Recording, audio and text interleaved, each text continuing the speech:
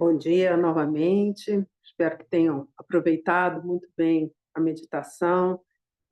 Eu vejo como sendo um sinal, né, de que realmente somos abençoados. Poder começar a semana colocando a nossa cabeça, né, nossa mentezinha pacificada, com devoção por todas as fontes de refúgio e compaixão por todos os seres.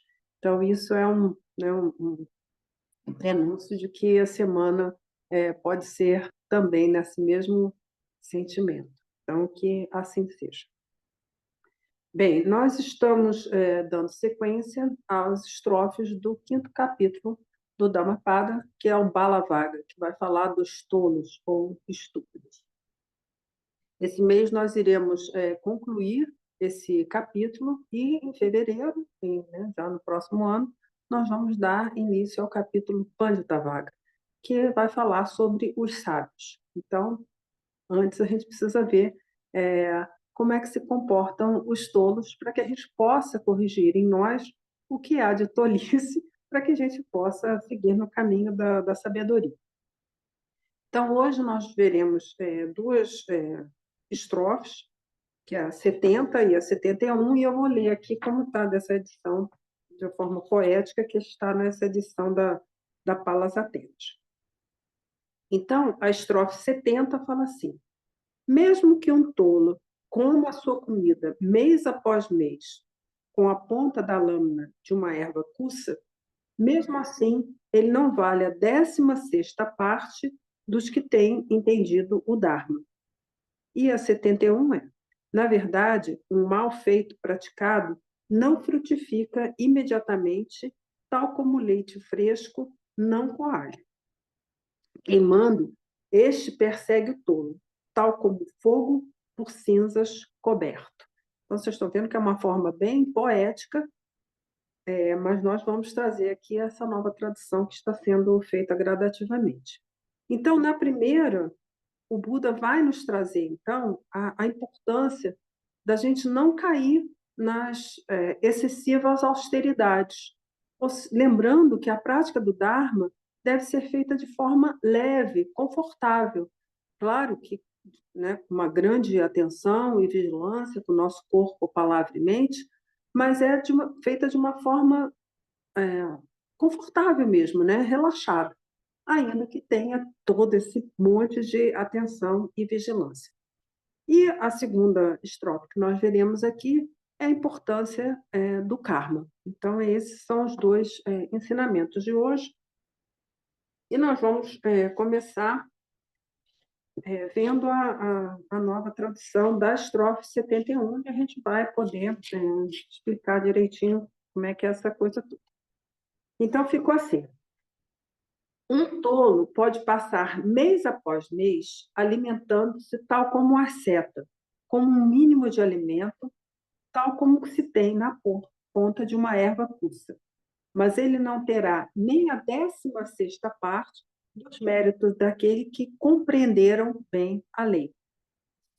Então, a primeira coisa é essa erva cussa, né? Essa erva cussa é tipo uma graminha bem fininha, né, que é um sinal de ascetismo, que os ascetas eles se alimentavam com somente o alimento que podia ser contido por essa erva cussa, né? Você imagina uma folhinha bem estreita, a quantidade de alimento que tem ali. Então, essa erva cussa é esse sinal das práticas ascéticas que existiam na Índia nessa época.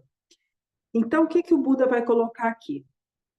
Essa excessiva prática ascética, né? Mas essa prática ela não gera tanto mérito quanto aquele que compreende o Dharma. E aí vem o Buda Gosa nos trazendo a história, né? Essas historinhas assim, bem engraçadas. Sobre o monge chamado Jambuca. Então, o Buda está em Jetavana e ele vai contar a história de dois renascimentos desse personagem aqui, que é esse monge chamado Jambuca. Então, no tempo lá do Buda Kassapa, que é um Buda, né, de um anterior ao nosso, né, do Buda Shakyamuni.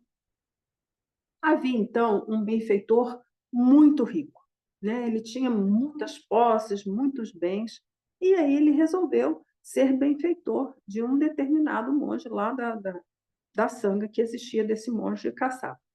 E aí ele convidou esse monge para receber todas as oferendas dele. Aí providenciou uma casa muito confortável, que ele tinha todos os recursos disponíveis, ofereceu as vestes, ofereceu barbeiro, né, porque os cabelos crescem, barba e tal, e eles, né, deveriam estar com a cabeça raspada, sem a barba, ofereceu lá o barbeiro dele e tal, para, né, para esse monge receber tudo que ele precisaria, né, para fazer sua prática. E falou assim: olha, as refeições, você será muito bem-vindo para vir tomar essas refeições, todas elas, aqui junto conosco na nossa casa. E aí isso se passou durante muito tempo. O monge lá, vivendo lá na casinha dele, que era próxima lá do benfeitor, vivendo confortavelmente, né, fazendo as práticas dele e indo sempre lá tomar as refeições. Mas aí, um dia, bateu lá na porta desse benfeitor um monge, assim, de um aspecto muito humilde, né? A barba bem crescida, o cabelo bem crescido, mas tinha uma aparência, né? Um ar, assim, de ser um grande praticante. E ele estava ali simplesmente esmolando, pedindo o seu alimento. E aí o benfeitor falou assim: olha, você será muito bem-vindo aqui, né, para receber aqui os alimentos, né? Eu ofereço também o meu barbeiro para você fazer sua higiene, vou te oferecer vestes e cama também, né? Para você poder ter um lugar para se recostar, e assim você vai ter todos né, os meios necessários para você seguir com a sua prática. Mas aí, gente, o que aconteceu? O outro, né, que vivia na bonança, não gostou nada da história. Aí ele falou assim: mas todo dia agora tem esse monge aqui, esse visitante. Eu é que sou, né, o beneficiário desse benfeitor. Eu não quero dividir nada com ninguém, não. E aí o que que ele começou? Criar, né, a discórdia, né? E começou a falar para o outro mongezinho, né? Falar: olha, que você vem aqui comer esse alimento, né? Compartilhar nosso alimento aqui na mesa.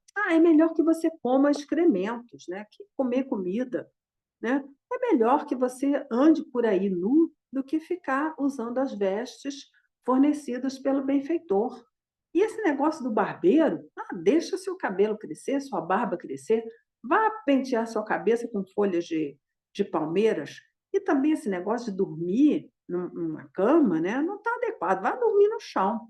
E aí, gente, ele continuou com essa ladainha lá para o outro mongezinho, né, para o monge visitante. E aí o mongezinho visitante, como era um grande praticante, o que ele fez? Simplesmente não revidou. Ele pegou e foi-se embora, né? Viu que ali ele não era bem aceito ali pelo outro, e pegou e foi embora. Aí o benfeitor apareceu. Falei: mas cadê o monge visitante? Aí o outro falou assim: não, ele foi embora, né? Nem falou nada, foi embora, ocultando, evidentemente, o que ele havia feito.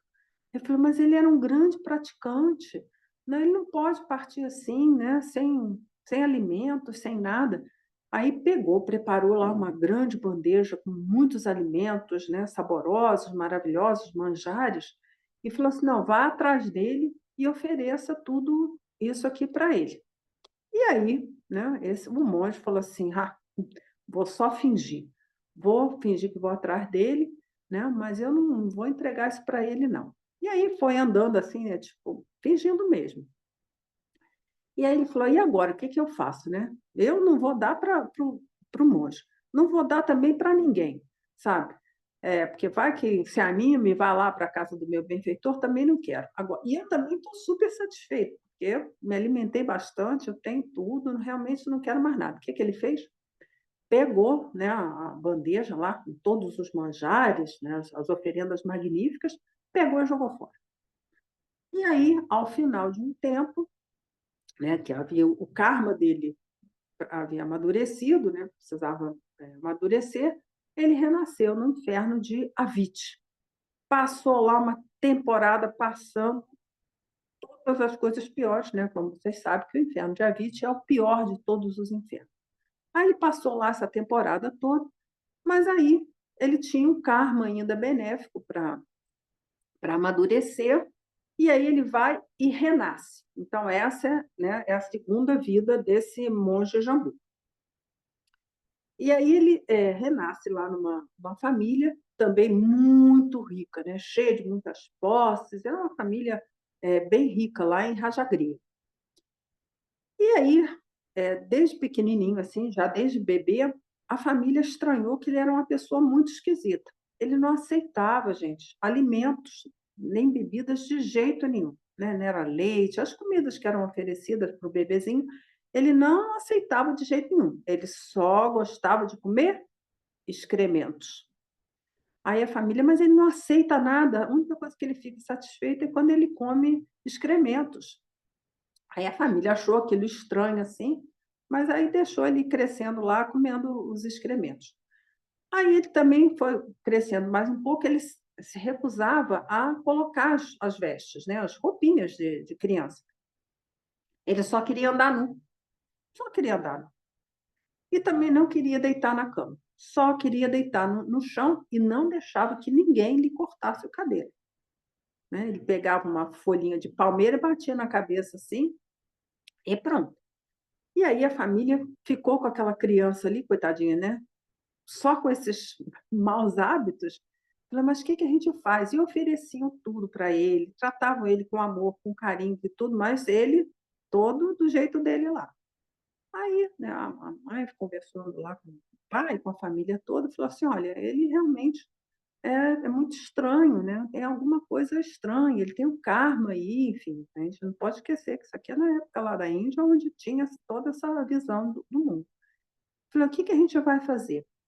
Não, nós vamos fazer com que ele vá viver lá com os avijakas, que é né, um grupo religioso e tal, e eles têm alguns hábitos, e eles podem aceitar o nosso filho lá na ordem. E assim fizeram uma grande oferenda, né, para que essa ordem dos avijakas recebessem lá o filho deles, e o filho deles começou a viver lá nessa ordem desses ascetas. E aí a primeira coisa que eles fizeram foi enterrar o menino no buraco até o pescoço. E aí batiam na cabeça dele assim com folhas de palmeira. E aí ele ficou lá um tempão nessa prática, né, deles lá. E aí ficou lá, e eles, né, sempre não recebia alimento, né, porque ele só comia excremento. Enfim, ficou lá enfiado no buraco, até que um dia os ascetas falaram: não, vamos liberar ele desse buraco e vamos trazer ele para conviver na nossa comunidade aqui. E aí chegou, né, um momento lá, a hora, e falou: não, nós vamos à cidade para esmolar o nosso alimento. Gente, então isso aqui, né, isso é a tradição da Índia lá dessa época. E aí ele falou: não, não quero ir não. Por quê? Ele queria comer o quê? O excremento, que era o que ele gostava. E aí os ascetas seguiam lá para a cidade, né? Isso aqui é Rajagriha, né? Seguia lá para a cidade para esmolar o alimento e ele se escondia. E ele ficava esperando as pessoas é, fazer as suas necessidades e ele ia lá, pá, pegava e comia os excrementos. Mas vivia, né, escondido, né? Ele não fazia isso na frente lá dos outros ascetas. E continuou, gente, com esses maus hábitos dele, né, que ele trazia já no karma dele durante muito tempo. E os afetos falaram: olha, a gente recebeu uma grande oferenda para acolher esse rapaz aqui, mas ele realmente continua comendo excremento, dorme no chão, anda nu, né, e não deixa fazer a higiene, cortar a barba, o cabelo, ele não deixa. Aí o que fizeram? Expulsaram ele da ordem. Expulsar, falar: olha, realmente não dá aqui, você não segue, nós temos aqui nossas regras, né, o Vinaya deles lá, você não pode ficar aqui. Aí ele foi expulso da ordem, aí ele falou assim: ah, então agora que sabe uma coisa? Eu vou virar um comedor de vento. Aí, o que que ele fez? Ele se colocava, né, na postura do Vrikshasana, né, quem conhece é a postura da árvore, né, gente? A planta do pé na lateral, a pessoa está de pé, né, apoiada em um pé só, a planta do pé encostada na coxa, né, contrária, e ele vai e se coloca com as mãos para cima, e ele colocava a boca dele na direção onde estivesse o vento ventando, né? É a postura da árvore, tá, gente? Quem faz yoga sabe qual é essa postura de equilíbrio. E aí ele ficava ali na postura da árvore e tal, e as pessoas achavam aquilo ali uma esquisitice sem tamanho, porque ele ficava um tempão lá na postura né, da árvore, e ele falou assim: mas você é o quê? Eu sou um comedor de vento. Eu sou um comedor de vento. Chegava outro, mas você é o quê? Você é um comedor de vento. Eu sou um comedor de vento. E isso se passou durante alguns meses, né? Ele não ficava sempre na postura, mas a maior parte do tempo ele adotava esse asana, né? Ficava lá. E aí, um belo dia, alguém ofereceu para ele uma árvore cussa com na pontinha tinha uma gota de mel. E ele aceitou isso.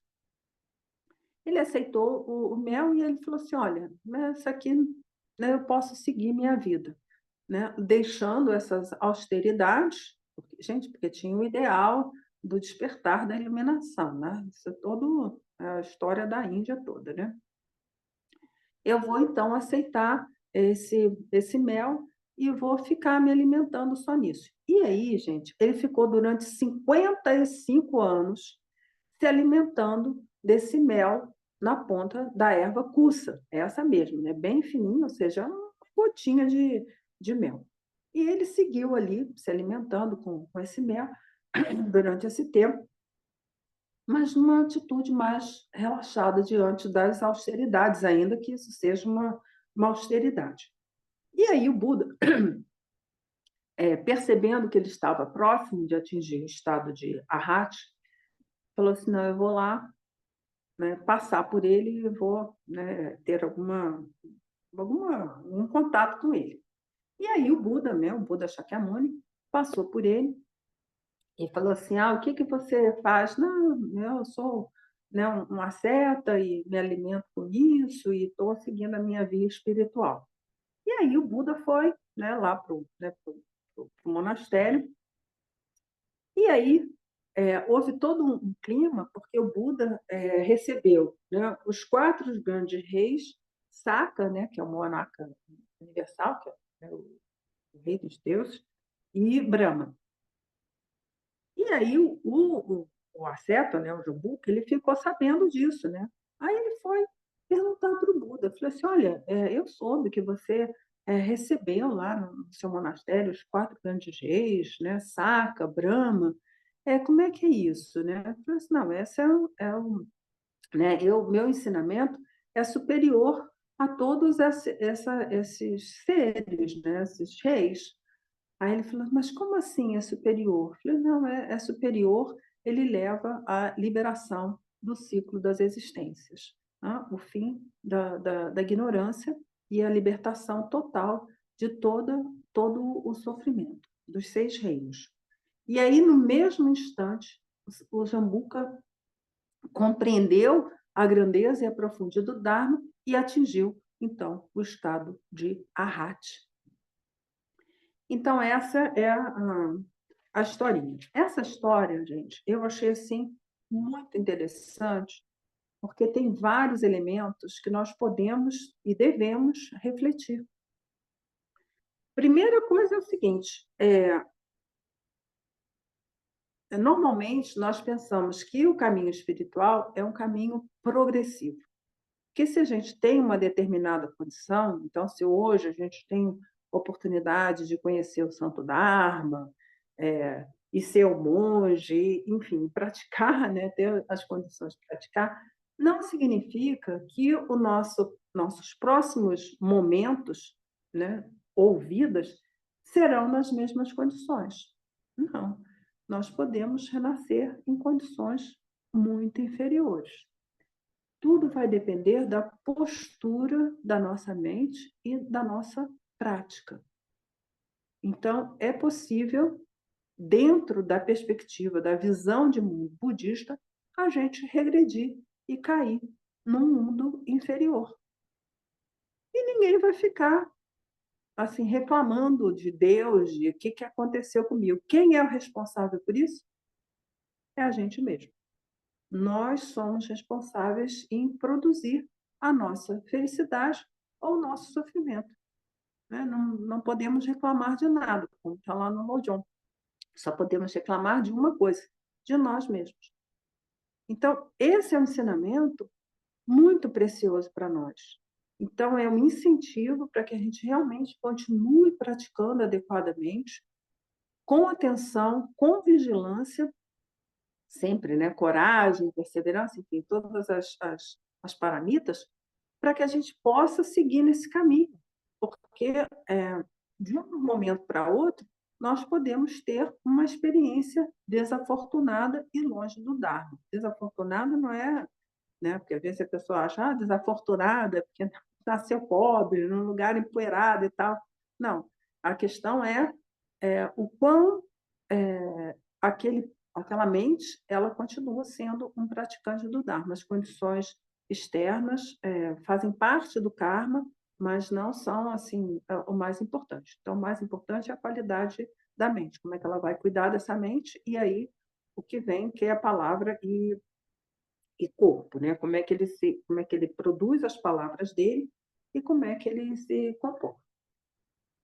Então, esse é o primeiro ensinamento, que a gente pode sim regredir.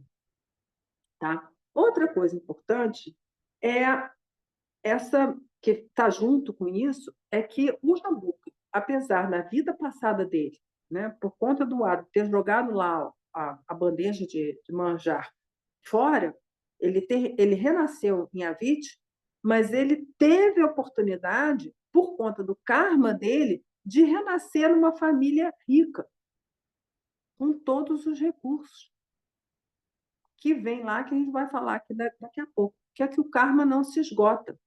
Então, do mesmo jeito que a gente pode regredir temporariamente, em termos de condições do Dharma, nós podemos também experimentar karmas passados nossos.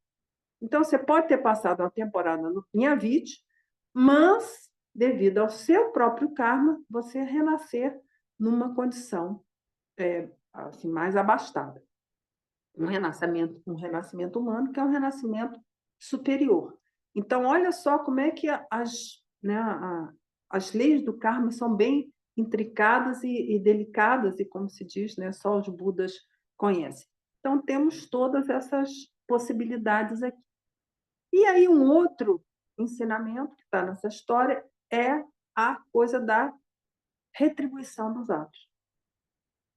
Então, o que ele, numa vida passada, havia incentivado o outrozinho lá, o mongezinho todo devoto, todo humilde, que era comer excremento, né, vestir nudo, no chão e tal, tudo isso foi uma tendência que ele criou para uma outra vida e vem como retribuição do ato dele. Ele passou uma temporada imensa, né, na segunda vida dele, experimentando o fruto do ato que ele havia cometido numa outra vida. Então, olha só como é que essa coisa toda é bem intrincada, e nós devemos estar muito atentos a isso, porque é assim que as coisas acontecem. Tá? Então, volto a dizer aqui, não são pelas condições externas, isso faz parte do Dharma, mas não é isso que é importante. A questão é quais são as tendências que nós guardamos na nossa mente, porque é isso que vai determinar as nossas experiências subsequentes, nesta vida e na próxima vida. Então, nós devemos estar muito atentos a isso.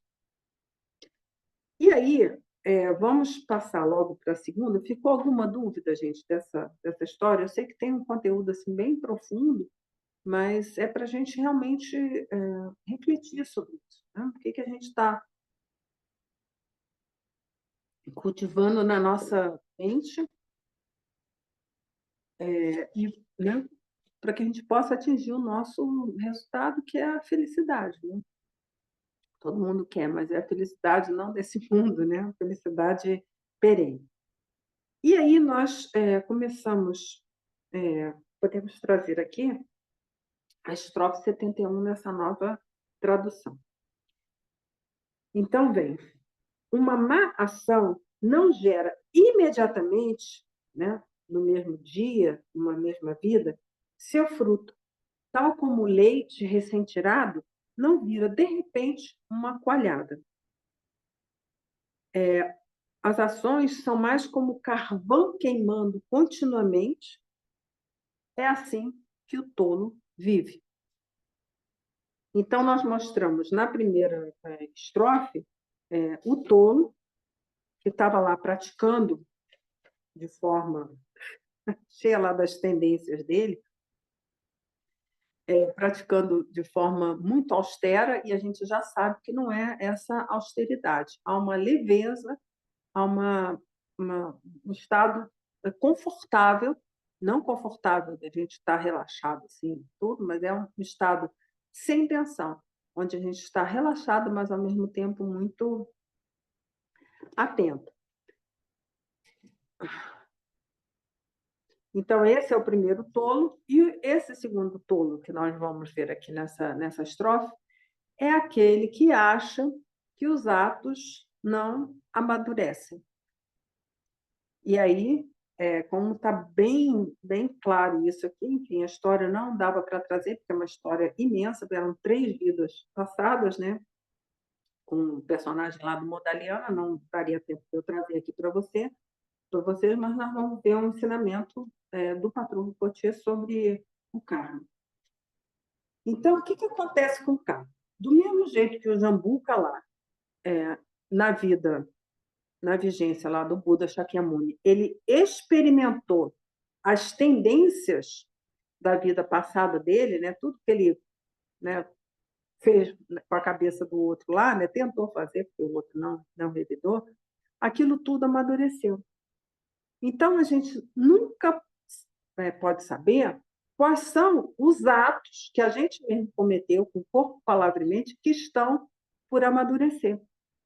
Então, por vezes, uma mentira, sei lá, né, que é um ato negativo da palavra, que a gente contou e ficou assim anos, né, que não deu fruto, a gente pode achar que aquilo ali ficou esquecido, né? Que aquilo ficou para lá. Só que não. A gente sabe quais são as 4 características do karma, gente. É muito importante a gente ter isso em mente. Então, primeira coisa, né, o resultado do karma é certo. Certo. Ele sempre vai acontecer. Um ato cometido com corpo, palavra ou mente, ou os 3 juntos, ou 2 deles, ele com certeza vai amadurecer. Tanto os atos bons quanto os atos negativos. Tá? Porque karma, né, a palavra ato, tibetano é lê, que é ação. Então, qualquer ato com corpo, palavra e mente, ele com certeza ele vai amadurecer. 2, ele amadurece no seu autor. Não é no vizinho, não é naquele que te insultou, não é... Não. O ato cometido com corpo, palavra e mente vai amadurecer naquele que praticou aquele ato. Então, o Jambuca lá, que ele atiçou, criou discórdia, né, tagarelice, enfim, contou mentira e cometeu um monte de ato negativo ali, aquilo amadureceu em quem? Nele. Ele, numa outra vida, passou, né, a viver sem querer usar vestes, sem querer se alimentar adequadamente, só comendo excremento. Então, o ato ele vai amadurecer na pessoa, não é no outro. Tá? Eu sei que às vezes isso pode parecer muito simples, mas na nossa vida, a gente sempre acha que o outro é o culpado. Ou o governo é o culpado, é o clima que é o culpado. A gente sempre acha que o outro é. A gente não assume as próprias responsabilidades. Então, essa chamada de responsabilidade é o caminho do praticante do Buda. Outra coisa é o seguinte, né? Tá tudo junto aí, né? Os atos, eles não se esgotam, jamais. por mais que a gente possa achar: "Ah, mas isso aí foi há tanto tempo atrás e tal, foi numa outra vida, né, não aconteceu", ele não se esgota, ele sempre vai amadurecer, tá. Então tem toda, a explicação a respeito disso, né, são as sementes depositadas lá na oitava consciência e tudo, mas enfim, sempre vão amadurecer. E outra coisa, elas sempre vão se desenvolver, né, aquela coisa, aquela imagem que a gente vai plantar um grãozinho lá, uma sementezinha de laranja, vai colher o laranjal inteiro, que é o que o Jambuca passou. Ele, por conta lá de ter criado discórdia, criado lá a mentira, né, para o outro monge, ele recebeu um ato terrível, né? Ele jogou fora a oferenda, ele renasceu em Avite, que é uma coisa terrível. Então, olha só, um pequeno ato gera um resultado gigante. Isso é bom para os atos positivos, é um sucesso total. Mas e para os atos negativos? Igualmente a gente vai ver. Então, esses são os 4, né, as 4 leis do karma que a gente deve refletir sobre isso, para que a gente se torne, então, mais atento, mais vigilante em relação aos nossos próprios atos. Porque quem constrói nosso sofrimento ou a nossa felicidade somos somente nós mesmos, tá? E volto a dizer aqui, essas condições de felicidade e sofrimento, não tem muito a ver com a situação externa, tá? Trata-se de uma experiência da própria mente, que a pessoa pode ter uma vida difícil, como era lá um monge visitante, né, porque ele era um praticante, ele vivia realmente esmolando, era um grande praticante. Então, se você olhar, pobrezinho, né? Nem tem condições de raspar o cabelo e fazer a barba, né? Anda maltrapilho por aí, mas não é pela condição externa, é a qualidade da mente que aquele praticante desenvolveu, tá? Eu sei que muitas pessoas, quando leem alguns textos e tudo, ficam assim: "Ah, que bom, agora vem só a bonança, né, só a felicidade", porque a pessoa quer se manter no mesmo vetor que ela vem, né, ela quer ter coisas, né, "Agora está tudo bem, agora eu tenho saúde, vou ter saúde para sempre", tá. Não é assim que acontece, tá. A questão é, esses desafios, esses obstáculos vêm inclusive para os grandes praticantes. Tem um ensinamento do 16º Karmapa que ele coloca, né, que é uma marca dos grandes praticantes, são as dificuldades que eles enfrentam. Então, olha só, o que é mais importante é a qualidade da nossa mente, a lucidez, a estabilidade que nós vamos desenvolver. Não são pelos fatos que acontecem, né? Inclusive, isso vem como experiências positivas para que a gente desenvolva mais ainda a nossa compaixão, a nossa paciência.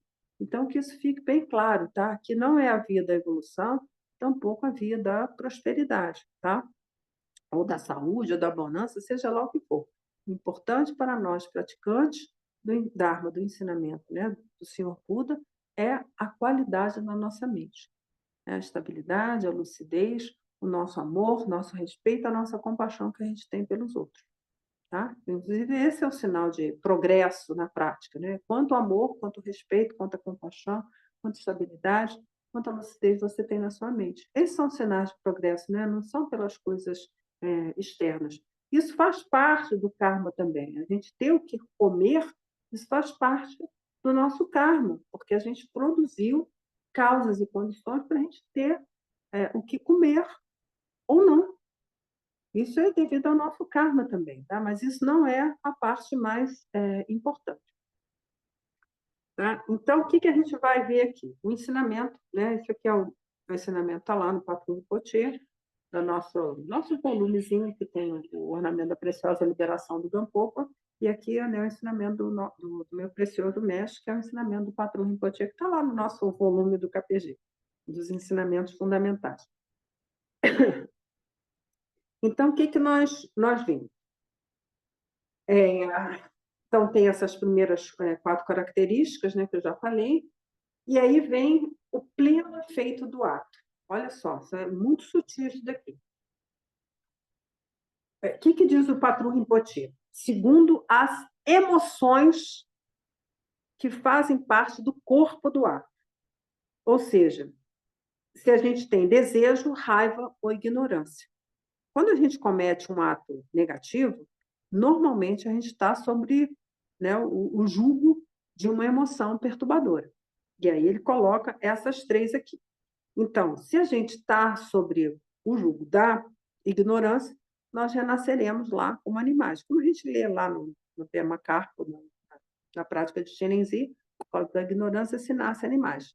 Então, se nós temos um ato, qualquer que seja, né, não reconhecendo que aquela experiência ali é impermanente, é sofrimento, é desprovido de natureza própria, nós estamos criando a tendência de renascer, ter uma experiência animal.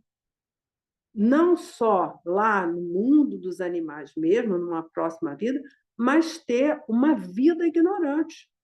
Aliás, está na moda agora, né, uma moda aí dos jovens, os stereos, né, que a pessoa acha que é um gato, acha que é um cachorro e tal. Então, tem isso, né? Então, é ter ainda nessa vida uma experiência como um animal. Não precisa nem ser um téreo, né? Mas pode ser uma pessoa ter uma vida como um animal, né? Que só quer satisfazer as suas necessidades né, vitais e pronto, e vivem nesse sentido, né? Sem nenhum significado maior na sua vida. Então, as nossas ações sob o poder da ignorância, nós renascemos como animais. Pelo poder da raiva, nós teremos uma experiência infernal, tanto nessa vida quanto numa vida futura. Depende aí do tanto do ato, né? Da força desse ato, destinatário do ato, são vários elementos em questão aqui. Mas sobre o império da raiva, do ódio, nós vamos ter uma vida infernal. Numa vida futura e nessa, tá, gente? Então, se a pessoa está por aí com raiva, é porque, né, uma experiência infernal, uma experiência difícil de ódio, né, a pessoa que vive lá amargurada, com rancor e tudo mais, é porque ela praticou atos sobre o império da própria raiva. Tá? E outro interessante aqui, que é sobre o poder do desejo. Eu sempre falo que desejo é uma emoção perturbadora, sim, apesar de ser a nossa pulsão que nos leva para os momentos seguintes. Esse desejo, essa cobiça, ela é extremamente maléfica para a nossa mente. Uma coisa é a gente ter aspiração para fazer as coisas que a gente vai fazer. Então, você vai se alimentar para nutrir seu corpo, simplesmente, né? Não é pela gula, você vai nutrir seu corpo para que ele possa ter condições de seguir praticando, beneficiar os seres e tudo mais. Então, como é que a gente tem ou a aspiração à libertação para o bem dos seres, ou o nosso desejo de satisfazer as nossa apreensão egocêntrica, nossas necessidades. E aí, sob o poder do desejo, nós renascemos como pretas, como espíritos ávidos. Então, quem já leu lá, quem não teve contato, por favor, vejam lá, está lá muito bem descrito o mundo dos pretas, né, no Gampopa, né, no Ornamento da Preciosa Liberação, porque o Gampopa tem outros textos. Como é que é o mundo dos pretas? Eles nunca estão satisfeitos. Eles têm lá um tubinho muito fininho, assim, eles têm uma fome gigante, né, porque tem um estômago gigante, e não conseguem se alimentar. Quando eles veem, né, alguma água de um rio e tal, imediatamente aquilo ali se torna ferro fundido, queimante. Aquilo ali nunca satisfaz. É a tal da água salgada, beber água salgada, que não é uma coisa só do budismo. Várias tradições bem antigas, anteriores, inclusive ao budismo, já colocam o ser humano nessa sede né, de querer coisas, que é o beber a água salgada. Então, a conclusão da gente, por ter cometido atos motivados pelo desejo, é renascer como um preta, né? Porque às vezes a gente coloca, por causa da avareza se nasce, né, do mundo dos espíritos famintos ou famélicos, né? Mas não, o Patru coloca como o fruto do desejo renascer entre os pretos. Então, primeiro, a emoção que está envolvida no ato, muita atenção, o que a gente faz?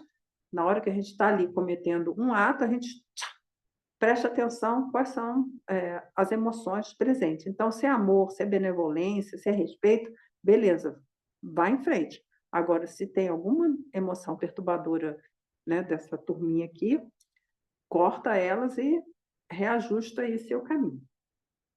E aí, o outro elemento que ele coloca sobre o pleno efeito dos atos é a frequência. E aí volta outra coisa importante. A nossa mente, ela tem a característica, isso inclusive está estudado pela neurociência, de repetir os atos. Então, a pessoa vai e fala assim, mas eu, sei lá, uma coisa que me vem assim, abacate é uma fruta, então eu como com açúcar. Mas por que você come com açúcar? Porque a minha avó comia abacate com açúcar. E minha mãe come abacate com açúcar. E aí, um dia você propõe para ela o guacamole, onde vai sal no abacate, ela não, isso aí eu não gosto, não. Esse aqui é um exemplo bem tosco, tá, gente? Mas é para a gente entender como é que a gente funciona por tendência. É como se tivesse um escorregador, sabe? A gente sempre vai buscar escorregar naquele caminho ali, porque aquele ali é o que a gente aprendeu que é assim, e a gente vai assim. A gente não vê uma experiência nova, a gente não se abre para o novo. Sempre há uma maneira diferente da gente fazer uma coisa, de ter uma experiência. Mas a gente não, a gente funciona por meio de tendência. O que acontece? Essa tendência a gente vai fazer sempre a mesma coisa, aumentando a frequência do ato. Então, olha só outro elemento muito importante do karma. Nós, por distração, né, porque às vezes a gente está aqui envolvido, né, na vida e tal, e a gente, por distração, a gente começa uma tagarelice, por exemplo, que é um ato negativo da palavra. Então, o que a gente faz, né? Quando a gente comete um ato negativo e ficou atento com aquilo ali? A gente usa os 4 elementos da confissão, do reconhecimento das faltas. Então, a gente se arrepende realmente de ter cometido aquela falta. Você pode usar o auxílio no suporte, né? Se for uma coisa mais grave, né? Você diante do seu altar, ou imagina o Buda, ou a fonte de refúgio e tal, fala, olha, realmente, né? Tagarelei, contei uma mentira, enfim, tive cobiça, algum ato negativo qualquer que você tenha praticado. Então, você confessa, né? Que é o reconhecimento das faltas. E aí você vai praticar os atos positivos, que são as chamadas sementes brancas. Então, se você praticou, sei lá, tagarelice, você vai ser mais comedido nas suas palavras. Se você falou palavras ofensivas, você vai buscar usar palavras doces e agradáveis para com os outros. E aí, o comprometimento, né, a quarta força, que é não cometer mais aquele ato negativo. Né? Isso está muito bem explicadinho, né? Isso eu estou falando aqui o segundo capítulo inteiro do Bodhisattva Charyavatara, as 4 forças da confissão. Mas isso acontece para quem? Para quem está atento. Cometer um ato negativo, você falar, realmente errei, né? Me distraí, tudo bem, vamos embora. E se a falta é muito grave, tem as faltas, né, as práticas de purificação das práticas, né, dos nossos atos, as práticas do Vajrayana, que devem ser feitas com os 4 elementos. A prática em si não purifica absolutamente nada, né? Não é assim uma coisa que vem, né, joga aqui uma água sanitária e vai lavar a coisa. Não é assim. Nós precisamos, na nossa prática, estar com esses 4 elementos funcionando. Né? A prática entra como essa força do suporte. Tá? Mas aí a pessoa que está distraída, ela vai repetir. Aí é que vem esse elemento da frequência, e ele coloca também essa longa duração, né? Porque a pessoa continua nas próximas vidas, né? E uma longa acumulação de karma negativo. Então, olha só como é ruim isso. O fato simplesmente da gente estar distraído e não ver o que está acontecendo. A gente precisa realmente ter atenção com a nossa mente sobre o que a gente está acolhendo, tá? Quais são as emoções, quais são os atos mentais de palavra e corpo que a gente está acolhendo na nossa experiência. E aí o Patrul Rinpoche coloca, né, se essa frequência é muito forte, né, se for um ato muito grave, essa frequência foi muito forte, vamos ter uma experiência infernal, né, ou nos infernos mesmo. Se ela foi menos forte entre os pretas, e se for mais fraca como animal. Olha só que interessante isso. A ignorância aqui entra como um elemento atenuante da consequência da nossa experiência, né? Porque renascer como animal é uma experiência terrível, né? Porque a descrição do mundo dos animais não são os pets bonitinhos que nós vemos atualmente nas residências. As experiências dos animais é que eles não, né? São mortos, né? São sacrificados, são aprisionados, não é nada bom. Mas o Patrul Rinpoche coloca a experiência animal como sendo mais leve que a experiência é, infernal. E realmente o é, né? Porque, enfim, ele está ali sob o poder da ignorância. Então, olha só também a compaixão que tem dos Budas. E aí o outro, né, que ele coloca primeiro o pleno efeito, gente, isso aqui é só um resumão aqui do Patrul Rinpoche, tá, gente? Vocês podem ver o detalhe lá. Que ele coloca que é o efeito segundo a causa, o karma condicionante, que é o efeito ativo conforme a causa, que vem mais ou menos isso que eu já falei aqui, que é a tendência. Então, se a gente, numa vida passada, teve o hábito, né, criou, vida passada não precisa ser a vida passada, uma outra existência, não. A gente pode colocar aqui nessa vida também, são momentos ou instantes passados. O que a gente vai fazer? Se a gente acostumou-se a tagarelice, a gente vai continuar nessa toada aí de fazer tagarelice, até que a gente se dê conta que isso é um ato negativo e a gente muda o rumo dessa história. Mas ele coloca também, se a gente se acostumou, né, e criou a tendência de fazer o bem, nós vamos seguir nos nossos instantes, nas nossas vidas seguintes, também com essa tendência de fazer o bem.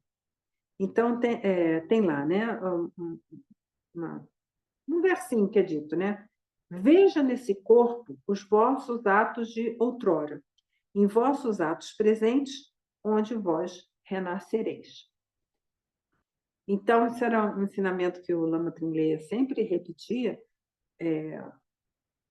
Se você quer ver o que você andou fazendo no verão passado, veja como é que você está hoje. Apesar da gente já ter visto que assim o karma não está totalmente amadurecido ali.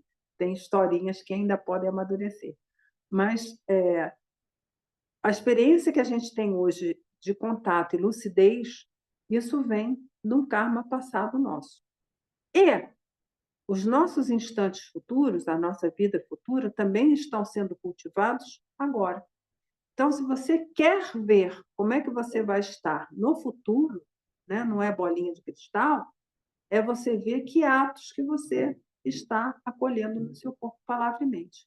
Se esses atos são de respeito, de amor, de compaixão, você vai ter uma experiência feliz, né? Que é a felicidade e as causas da felicidade, que é isso, né? A gente cultivar, acolher na nossa mente atitudes de respeito pelo outro, amor em relação ao outro, compaixão em relação ao outro, quem quer que seja, né? Não precisa fazer um circo com isso, não. Simplesmente você vê uma pessoa que está ali, às vezes numa situação difícil, porque na semana retrasada que eu estava saindo do hospital, tinha uma pessoa, porque é uma região de usuários de droga, né? E tinha um rapaz que estava morto, né? Estavam ali esperando, tinha um certo já chamado eh, a polícia, enfim, o que foi, mas o rapaz estava morto ali. E a gente passou dali, tinha 2 palmos de distância ali entre as pessoas que estavam passando na rua e o rapaz que havia falecido. Então, o que que a gente podia fazer, nós ali, os pedestres, né, que estavam passando, estavam na porta do hospital, né? A gente não é o órgão necessário, né? Não é a polícia, né? Não é a ambulância, enfim. A gente não é né, um órgão que pode fazer alguma coisa, inclusive não deve fazer, né? Porque, enfim, tem crime e tal, tudo mais. Mas o que que a gente vai fazer? Simplesmente ter uma compaixão gigante, né? Que foi, pelo menos, é o que me passou pela cabeça, né? Eu não sei os demais, né? Porque estava um trânsito assim grande de pessoas ali. Então, você, nesse mesmo momento, você não vai desenvolver asco, né, pela pessoa, que está ali o corpo estendido no chão, ou vai falar, tá vendo? Ah, usuário de droga, vai fazer um julgamento qualquer. Não, gente, em vez de acolher esse tipo de pensamento, simplesmente acolha na sua mente sentimentos de respeito. Aquilo ali é um ser humano, entendeu? Que teve sua vida abreviada por conta de causas e condições ali. Então, nesse momento, em vez de você acolher um sentimento ruim para a sua mente, né, você vai acolher um sentimento de compaixão. Olha que maravilha esse ensinamento do Buda. Então, é o cultivo dos bons pensamentos, sempre. Mas não é assim que a gente se comporta. Normalmente, a gente vai fazer um julgamento de valor, vai pensar alguma coisa, ai, que horror, né? Vou atravessar do outro lado, mas o que vai fazer qualquer coisa? Não, gente, é o sentimento que a gente acolhe na nossa mente. Às vezes, a ação está fora da nossa alçada, como esse era um caso evidente, né?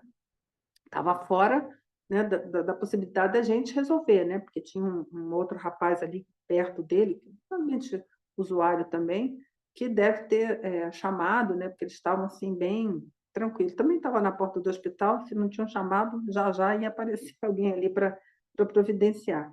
Então é isso, né? São os sentimentos que a gente acolhe na nossa mente. E aí vem depois o efeito passivo conforme a causa. Que aí é uma coisa bem assim, tipo, uma coisa da ética bem pesada do budismo, né? Então, se matamos, mesmo que sejam os mosquitos, nossa vida se encurta. Teríamos doenças que não se curam na infância. Então, o que que nós vamos fazer? Devemos confessar, né, fazer o reconhecimento das faltas e fazer os votos para não agir mais dessa maneira. E praticar os atos positivos, que é o quê? Proteger a vida. Então, olha só como é que é simples. De vez em quando, né, a gente distraidamente mata uma formiga, uma aranha, uma coisa assim, tipo, não viu, né? Não está ali também, a gente prestando atenção, não somos lá os jainistas, né, que por isso começou a coisa dos monastérios, que não era para não matar os, os insetos enquanto eles estavam caminhando lá na época das chuvas, né? Então é muito simples. Então, se por distração a gente matou, gente, é um Buda aquilo ali, né? Todos os seres têm natureza de Buda. Então não foi porque você matou o Buda, né? Bem pesado isso daí, mas é verdade que é assim que a gente vê. Então o que que a gente vai fazer? Vai proteger a vida. Então, se tem lá né, um animalzinho, um mosquitinho e tal, libera o bicho, né? Você não vai querer o escorpião ali na sua casa, mas você libera o bicho, né?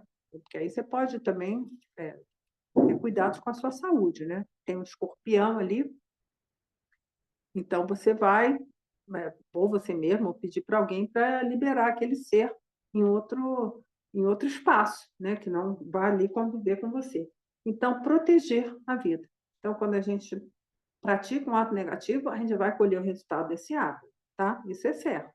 Mas a gente pode praticar lá a semente branca, que é proteger a vida. Então, se nós roubamos, né, que é um outro ato negativo, nasceremos como pretas, né, teremos inimigos, rivais. Então, qual é o remédio para isso? Sempre o poder do reconhecimento das faltas, né, da purificação das faltas, e a prática da generosidade. E aí a gente pode assim, porque eu não roubo, né? Eu não vou assaltar um banco, não vou. Gente, a gente rouba a paz, a gente rouba o sorriso que a pessoa está, às vezes a pessoa está lá alegre, né? Sei lá, fazendo uma caminhada, está alegre, tá? Você faz uma cara feia, mas não sei o que, a pessoa, o que aconteceu, né? E tal. Você, aquele estado ali de felicidade, né? De estar na natureza e tal, você pode roubar de uma pessoa, né? Você pode roubar a paz dela, né? Enchendo a cabeça dela de histórias, de problemas e tudo mais. Então, roubar não é simplesmente lá assaltar o banco, não, tomar algo que não foi lhe dado, né? Mas é a gente roubar a paz do outro também, tá? O sorriso do outro, a felicidade do outro. Então, muita atenção com isso. Então, qual é o remedinho para isso? Reconhecimento da falta e a prática da generosidade. São as sementes brancas, essas que eu estou colocando aqui, o remedinho, tá? A má conduta sexual, esse aqui, algumas pessoas vão se identificar. O parceiro, né? O amadurecimento desse ato, parceiro será um verdadeiro adversário. É raro, mas acontece, né? E aí tem nos conselhos lá do Padam Passangue, né? Efêmeros são os esposos, né? Tais como clientes de uma feira, não vos ataqueis, nem vos, não vos insulteis, pessoas de Tingri. Então, em relação à má conduta sexual, a gente vai ter uma relação de amor e respeito, né? Porque as consequências estão aqui. Então, meu amiguinho, se você está numa situação, ou amiguinha também, você está numa situação onde o seu parceiro é um verdadeiro adversário, foi por atos seus passados, né? Mas tudo dá para consertar, tá, gente? E aí o Patrão Rinpoche coloca para a mentira, né, o resultado dela, seremos sempre criticados, enganados e acusados indevidamente. Então, se você se encontra em alguma dessas situações, atenção, foi mentirinha que você contou lá, nesta ou numa vida passada. Então, usar sempre o antídoto do reconhecimento das faltas é dizer sempre a verdade, sempre que possível. E aí tem um conselho do Jigme Limpa, né? O inimigo que nos traz um mal, contra um bem, trabalha para o nosso próprio progresso espiritual. Sua censura injusta é o chicote que nos incita à virtude. Uma vez que o mestre destrói nossos apegos e desejos, devemos considerá-lo como nunca seremos suficientemente agradecidos por isso. Então, essa postura bem do Mahayana, né, aquele que nos insulta, ele, na verdade, se torna o nosso mestre, porque vai, né, se a gente estiver atento, dá a oportunidade de a gente praticar a paciência e ver que isso é um ato negativo e buscar sempre dizer a verdade. E aí, para a calúnia, então, gente, isso aqui tudo vai estar bem explicadinho lá, né? Vocês podem ver lá, né? Aqueles que nos cercam não nos entendem e nos agridem, estão sempre de mau humor. É raro, mas acontece, né? Se a gente está passando por alguma dessas experiências, atenção, o que foi? Foi calúnia sua que você praticou no passado. E aí vem, né? Devemos nos arrepender, né, desse ato e apaziguar o ressentimento. Esse é o antídoto para a gente curar os malefícios de uma calúnia que a gente praticou no passado. E aí, em relação às palavras violentas, já falei um pouquinho aqui sobre isso, né? O que ele vai dizer? Sempre ouviremos propostas desagradáveis, né? E tudo que dissermos vai provocar discussões. Se isso acontece, a gente sabe que foram palavras ofensivas que a gente pronunciou. E aí, o antídoto da confissão e o uso das palavras gentis. E aí é dito, né? As palavras são como flechas ou espadas, né? Não são flechas nem espadas, mas elas partem a mente em pedaços. Então, muito cuidado em não fazer surgir a raiva na mente do outro. Olha só que interessante. Não é só na nossa mente que a gente não vai buscar desenvolver. né, a raiva, mas na mente do outro também. Então a gente vai, ter muito cuidado com isso. Como é que a gente lida com a mente do outro? Que pensamentos, que sentimentos que a gente está cultivando na mente do outro, tá? A gente, infelizmente, não consegue, pacificar a mente do outro, mas a gente pode sim, nas nossas interações, a gente pode provocar uma raiva. Às vezes a pessoa está lá de boa, super tranquila, mas você vai lá fazer uma intriga qualquer e vai provocar. Se a pessoa não é um praticante, ela vai revidar e aí vem todo o sofrimento para você e para ela. E aí, o efeito da tagarelice, o efeito dela, né, que nossas palavras não terão crédito, as pessoas não vão acreditar na gente. E aí o medicamento, né, o antídoto que ele, prescreve é recitar preces. Então, quando a gente está recitando preces, recitando mantras, que é isso, né? A prece em si não é a água sanitária que vai purificar a coisa, não. É uma prática da atenção. A gente vai orientar a nossa atenção sobre o suporte, que é o mantra, que é a prece. Quando a gente está recitando isso, o que acontece? A gente está de pleno uso da nossa atenção, da nossa vigilância, que são qualidades da nossa mente. Tá? E aí a gente vai se desviar desse caminho maléfico. Muitas pessoas se equivocam com isso, né? Como se os mantras tivessem poderes mágicos. Não tem, gente. Ele é um suporte para que a gente pregue ali a nossa atenção. Teve uma praticante que eu convivi um pouco com ela, e ela tem né, uma palavra de uma determinada prática que, quando ela via a raiva surgindo, ela falava esse mini mantra, né? E aí foi muito fácil, né? Porque ela fazia isso com frequência, e aí a gente já sabia, né? Se ela falava ali do nada, ela estava ali convivendo e de repente começava assim a recitar em frequência, né? Porque é um mantrinha bem curtinho assim, a gente sabe, bom, já está lá na perturbação total, ela está tentando controlar a mente dela, apoiando a atenção sobre um suporte. Então, é isso que ele prescreve, né, como um tratamento aqui, recitar preces. E aí, para a cobiça, que é um ato negativo da mente, nossas intenções não vão se realizar e precisamos nos submeter a circunstâncias indesejáveis. Gente, olha só, isso tudo a gente não tem isso no nosso cotidiano? Por que a gente está tendo isso? A gente está colhendo fruto de nossos atos. Só isso. Não tem história nenhuma. Então, se alguma dessas coisas negativas estão acontecendo na sua vida, então preste atenção. O que você andou fazendo por aí. Mas tudo tem remédio, tá? E aí, como remédio para a cobiça, né, purificar, e a prática da generosidade. E aí, para a malevolência, né, a pessoa que fica assim achando, né, a coisa sempre vendo o aspecto negativo, né? Vendo muita malícia perversa em relação ao outro, né? O que ele vai dizer? Viveremos com medo e sofreremos muitos males. Então, é, tire a malevolência, né? Que é um ato muito importante da mente. Então, cultive sempre a benevolência.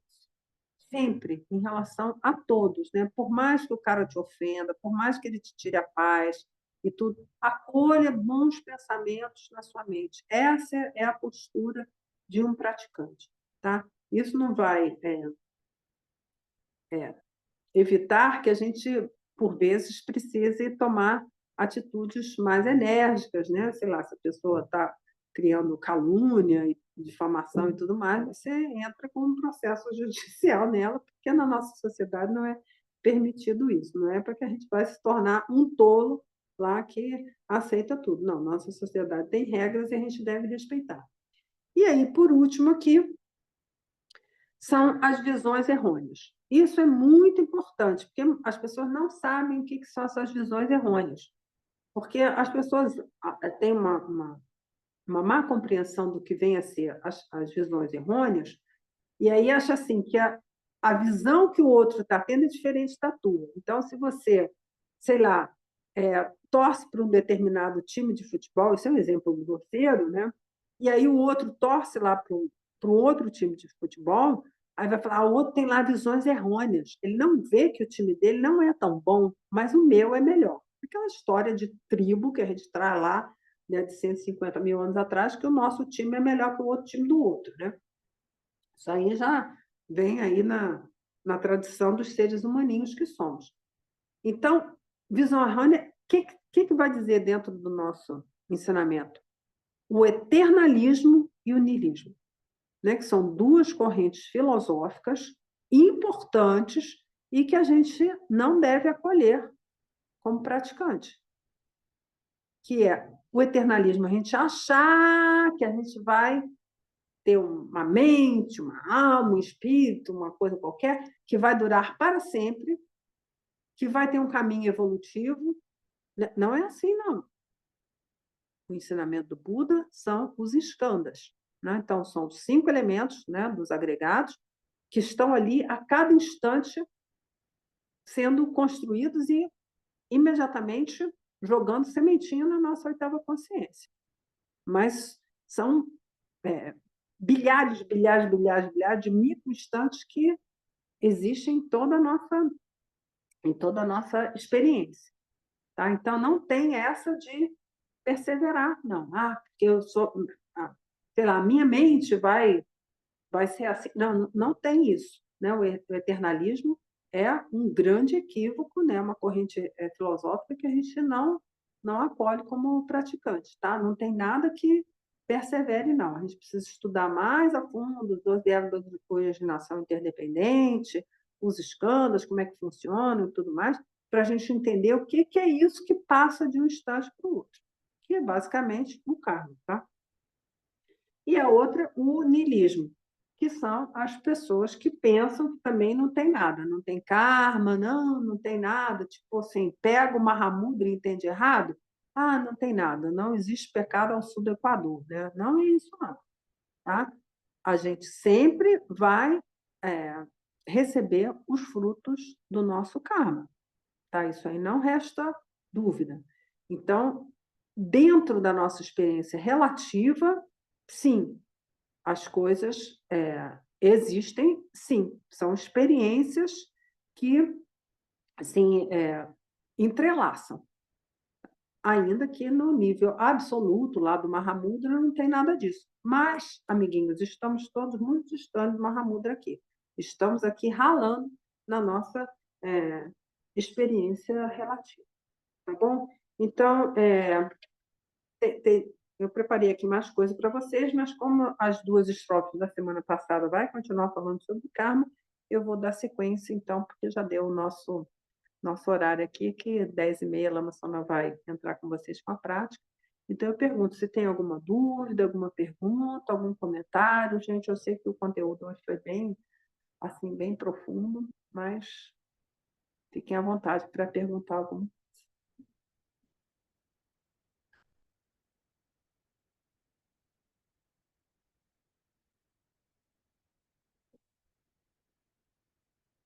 Então, vamos fazer a nossa dedicatória, né, para que a gente não queira ficar com isso só para a gente, se achando assim, eu acordei cedo, eu fazer meditação, porque eu sou o supra-sumo do chique, mas eu penso egocêntrico, que eu gosto dessas bobagens todas.